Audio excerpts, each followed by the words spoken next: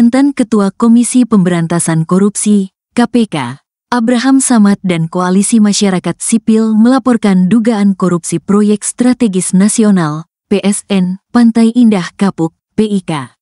2. Mereka pun menyeret nama Presiden ke-7 RI, Joko Widodo dan pendiri Agung Sedayu Group, aguan ke dalam dugaan kasus korupsi tersebut. Aktivis anti korupsi ini meminta KPK dapat melakukan investigasi terkait dugaan korupsi yang terjadi. Kita mendiskusikan kasus yang sedang hangat. Kebetulan kita membawa laporannya juga yang sudah dibuat oleh teman-teman koalisi, yaitu dugaan korupsi Proyek Strategis Nasional PIK 2, jelas Abraham Samad. Bos Agung Sedayu Group Aguan alias Sugianto Kusuma dan mantan Presiden Republik Indonesia ke-7 Jokowi dilaporkan ke Komisi Pemberantasan Korupsi dugaan korupsi Proyek Strategis Nasional atau PSN di area Pantai Indah Kapuk 2. Laporan Abraham Samad diadukan langsung kepada Ketua KPK Setio Budianto dan Komisioner Fitroh Rohcahyanto serta Ibnu Basuki Widodo.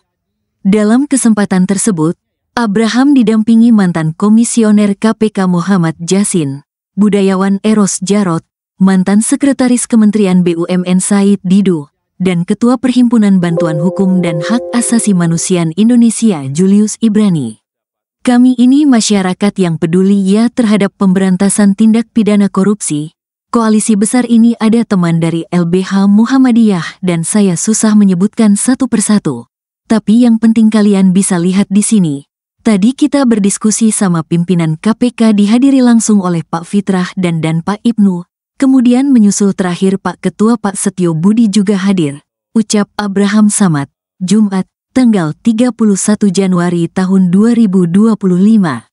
Kita mendiskusikan kasus yang sedang hangat dan kebetulan kita membawa laporannya juga yang sudah dibuat oleh teman-teman koalisi, yaitu dugaan korupsi yang terjadi di Proyeknya ya saya katakan di Proyek Strategis Nasional PIK 2.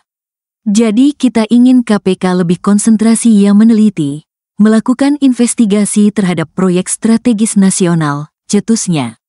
Abraham menilai, dalam Proyek Strategis Nasional PIK 2 diduga kuat telah terjadi tindak pidana korupsi.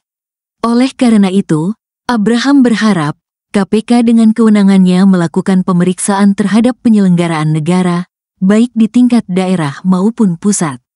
Penetapan PIK menjadi PSN itu tidak terlepas dari praktik kong kali kong, praktik suap menyuap iya, dan lebih jauh kita bisa melihat bahwa di situ ada kerugian negara sebenarnya, ujar Abraham.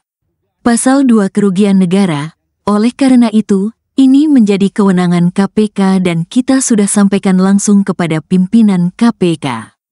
Data-data yang kita punya cukup banyak kita sudah kolek dalam satu sistem sehingga begitu dibutuhkan kita bisa langsung mendistribusikan kepada KPK untuk membantu KPK melakukan penyelidikan lebih cepat, tandasnya.